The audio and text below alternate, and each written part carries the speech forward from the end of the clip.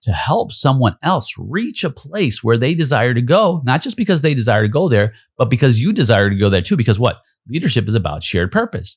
Remember, friend, leadership is the discovery of, influence toward, and achievement of shared purpose, at least effective leadership.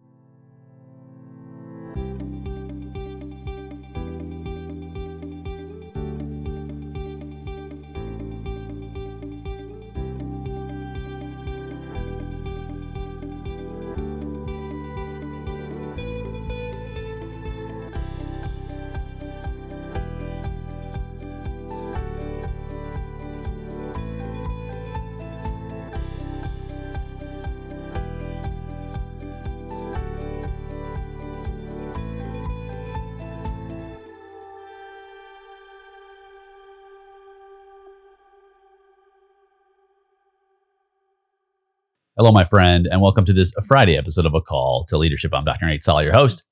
I'm so glad you are here. Each and every Friday, it's just two of us. No co-hosts, no special guests, and we just focus on you.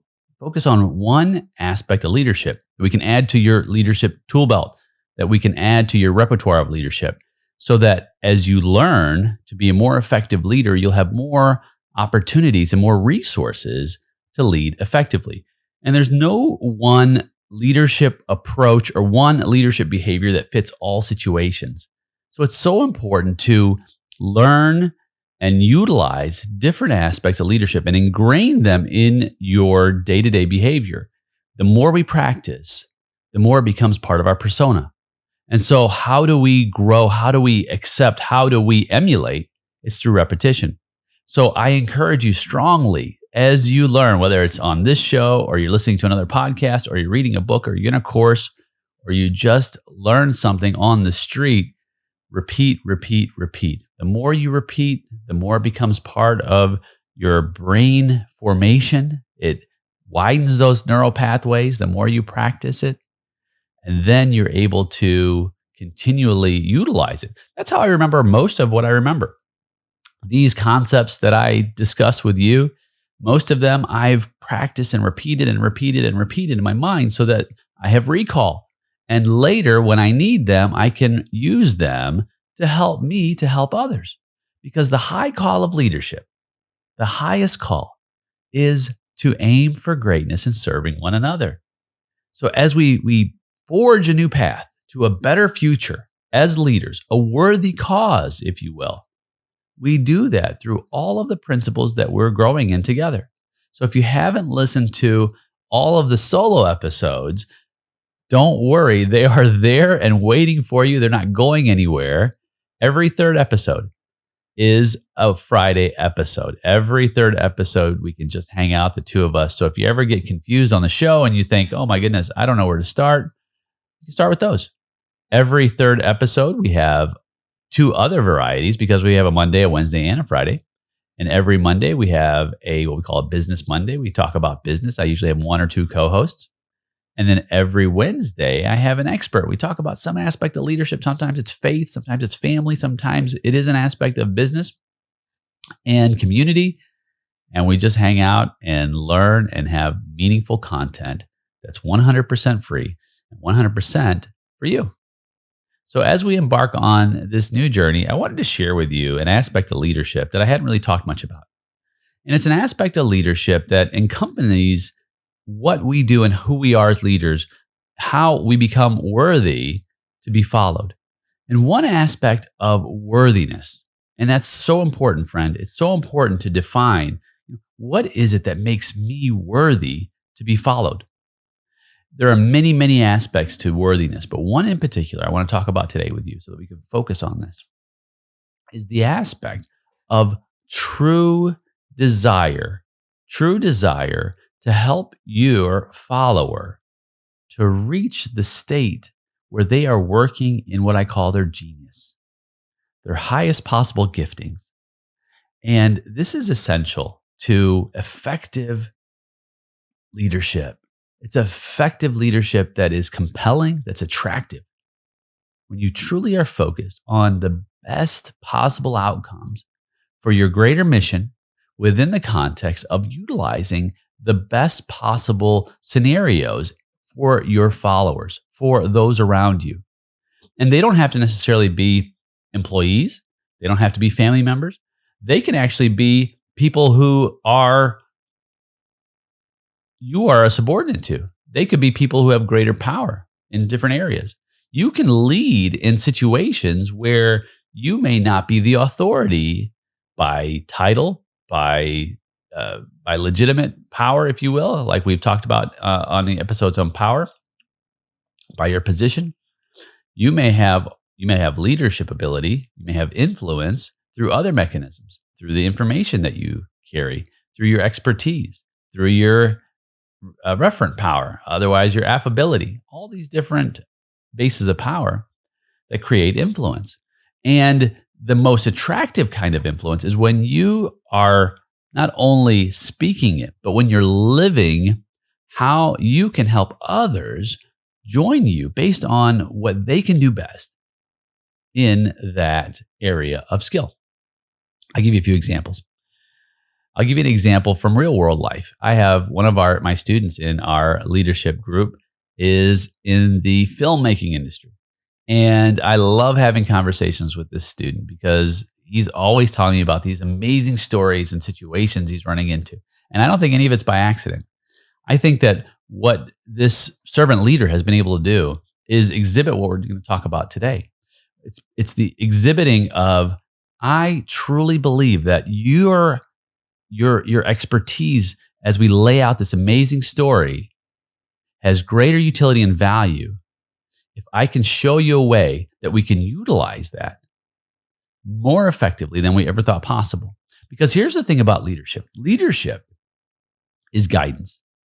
We are guides, and we give people access to places they can't go without us. You think, well, Nate, that's a heavy statement.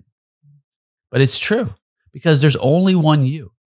And you have a unique value proposition. You have a unique set of skills. You have a unique mindset. You have a unique vision. You have a unique ideas that no one else has in the exact same way. So your reality that you get to create may be different in some ways than someone else. And so as effective leaders, one of the things that we can do is we help people to suspend a reality that perhaps doesn't lead them to the best future state and invite them to join us in creating a new reality. And so that new reality we get to create when we elevate their best possible scenario. And Gino Wickman talks about this in his book Traction. He says, when you're putting someone in a seat, whether it's an employee, whether it's a family member, whether it's a member of your community, whether it's a member of a political party, whatever it might be, do they want the role? In other words, do they truly desire when they get up in the morning and say, this is what I'm living for? Do they get the role? Do they understand what the role is and the importance of it? And C, do they have the capacity or the capabilities to fulfill and master that role? He calls it his GWC. And so this is where our genius is manifested. And as we help people paint a new picture, as my friend does, when he paints a picture of a story that involves all these different characters, and it leads people to where they truly desire to go. As one scholar once said, the most compelling kind of vision is the vision that is attractive, worthwhile, and achievable, and it's widely shared. So as we paint this picture that we believe our best skills are risen when we share in this future, and I can help you elevate and illuminate and liberate your skills. Magic happens. People are attracted to you. They say, wow, this is a person I want to be around. This is a person who's not an adversary. This is a person who's an ally. Because an adversary wants to take something away from me that I want or need. An ally says, I'm going to give you something. I'm going to give you security. I'm going to give you freedom. I'm going to give you opportunity. And this is the thing about sales. Most sales, people generally consider us adversaries when we move into a sales position, right? When we're trying to sell someone something. Why? Because you're trying to take something. You're trying to take my time and or my money. And so what do I want to do? I'm going to hold on to that because I haven't determined whether or not there's enough utility, a fancy word to say value, for the exchange for my time and or my money. And maybe some other things, right? Maybe there's a barter system. Nonetheless, those are the general things. And so you are a potential adversary. I have to protect myself. I can't trust you. However, when you say, or when you truly not only say, but genuinely, sincerely desire, not only desire, but you know you can make good on, you can be trusted with, the ability to help someone else reach a place where they desire to go, not just because they desire to go there, but because you desire to go there too. Because what? Leadership is about shared purpose.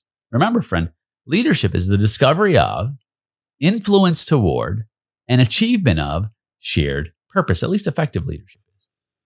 And so you desire to go there together. You move from being an adversary to being an ally. And so that ally says, I will fight with you. I will fight for you. I will fight alongside of you so that we can author this better future state together based on our unique value propositions, based on our unique genius zones that we're going to elevate and illuminate to have the best possible opportunities for success. You know, this happened many, many years ago. One of my studies as I was working through my graduate work was on Milton Hershey. I wrote a lot of my dissertation on Milton Hershey. And a lot of people don't know who Milton Hershey is because he's been gone for so long. Of course, it is Milton Hershey, the chocolate king, who founded Hershey Foods. But he didn't start there. A lot of people know that Milton Hershey also sold caramels before he sold chocolate. But he didn't start there. Milton Hershey actually started in the mid 1800s, in the late 1860s, if you will, into the early 1870s, in the printing business. In fact, he was 12 years old, and his dad, who was very learned, well-read, and he was a bit of an armchair scholar on world affairs and philosophy and whatnot. A bit of an entrepreneur and a little bit on the wild side, at least for Mennonite values of their upbringing and Hershey's mom, which is another story for another day. So Milton's dad wanted Milton to learn how to be a newspaper man. And so he had little Milton, 12 years old, apprentice at a newspaper shop in German because they spoke German in Pennsylvania, rural Pennsylvania. And Milton Hershey, little Milton, didn't like it at all. It was not him. He was not that kind of kid. He didn't care for the typesetting and the news and all of that. It was miserable for him. And so one day, his straw hat accidentally fell into the printing equipment and broke it. Well, that day was Milton Hershey's last day on the job. He was fired. And fortunately for Milton, his mom understood his genius. And Milton Hershey was not a task-oriented kid as much as he was an inventor. He loved to try new ways to do things, and he found his joy and his expertise in that. And so Mom took him to a little town close by called Lancaster, Pennsylvania, and had him begin apprenticing at a confectionery, Royer's Confectionery in Lancaster. Well, little Milton loved it. He worked so hard, so diligently. He focused every single day. He was one of the hardest working kids there. He mingled with the patrons after they came from the nearby show. He delighted, and he was charming, and he mixed the candies and the taffies and was focused on doing his best possible work to create the best possible output. It was fascinating for him. And he was truly alive, truly purposeful. You see, mom knew Milton, and mom wasn't focused on what mom wanted for Milton's life. Mom was focused on what Milton's best, highest value was in his life. She wasn't focused on the same things dad was focused on. Dad wanted Milton to grow up and do what dad wanted Milton to do. And friend, if you're a parent, it's one of the most difficult learning lessons for a parent because our kids are not us. We can't live vicariously through our kids. We can't have them compete at the level of sports that we wanted to compete at. We can't have them to do what we thought we wanted to do and carry our dreams out through them. That's not fair to them at all. In fact, when my son was young, I wanted him to be in sports. I allowed him to try different sports. I grew up in sports and I played all the different sports. And I was a sports kid. I was always playing basketball, sometimes by myself, just shooting hoops. Sometimes I was playing baseball with my buddies. Sometimes it was football. Sometimes it was soccer, all the sports. And I loved them. I loved sports. Swimming, I was on the swimming team in high school. But my son wasn't a sports kid. He tried them. That was fine. But he was more of a computer kid. He loved the computers and the gaming. And I didn't want to push that on him. And I didn't even want to push entrepreneurship or business on him. And he'd say, Dad, I want to be a business person, just like you. I want to take over the family business. And I would say, why do you want to take over the family business? And he'd say, well, Dad, because I don't want the name to die. I said, well, son, that is not the right reason. That's one of the worst reasons to do that. You want to do that because you have a passion, a purpose, and a gift to do great work in that area. And if you don't do it. You're not going to hurt my feelings at all. In fact, I want you to be the best possible version of yourself wherever God takes you. If it's to be a janitor, then be the best possible janitor that you can be. If it's food services, be the best possible food services person you can be. If it's medical, if it's law, if it's politics, if it's journalism, if it's entrepreneurship, whatever it might be, just be the best possible version of yourself that you might be. Enjoy it, have purpose in it, delight in it, find it. Don't stop and don't settle. That doesn't mean you don't try odds and ends things. That doesn't mean you don't try different things. Of course you do. But don't ever think that I need to be fulfilled through you. And don't ever think that you need to have me feel good about your progress because you did something that I wanted you to do. I am proud of you for your best possible effort. I'm not proud of you necessarily because you achieved this or you achieved that, right? It's not the achievement that makes me proud of you. It's the fact that you lived and you lived fully. That is what makes me proud. And so as he honors God in that, that's what I want him to do. And that takes a big load and weight off of his shoulders because he knows that I will support him to develop his giftings, to develop his skills, to develop his heart to serve in whatever capacity that he's being called to serve. I don't believe that one station in life is more important than another. Yes, there are, if you will, levels of importance societally, but I don't believe in God's eyes. I believe that we're all just servants. I believe that we serve in different ways, in different capacities, for different people at different times, for different needs. And so I'm going to be proud of my son regardless. You say, Nate, what if your son's a bum? Well, I want him to be the best possible bum he can be. No, not at all.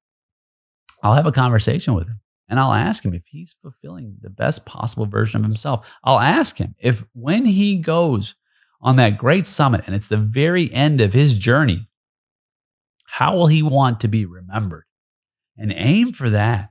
Aim for the kind of greatness that you know you'll have given everything in this world. You'll blaze into heaven so that you can honor the good and worthy causes that you have committed to serving within. So, friend, those are just a few examples of how we can focus on the best possible vision for the followers who we get to join in our journey by enlivening, enlightening, and illuminating their gifts and their genius.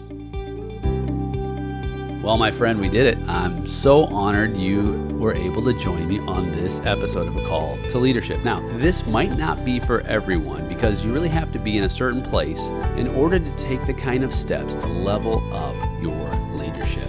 And I want you to be taking steps. You who feel like you're ready for something like this, you can go to our website, greatsummit.com. I'll make sure that's in the show notes. You and I will get to spend some time together and really focus on aiming for greatness.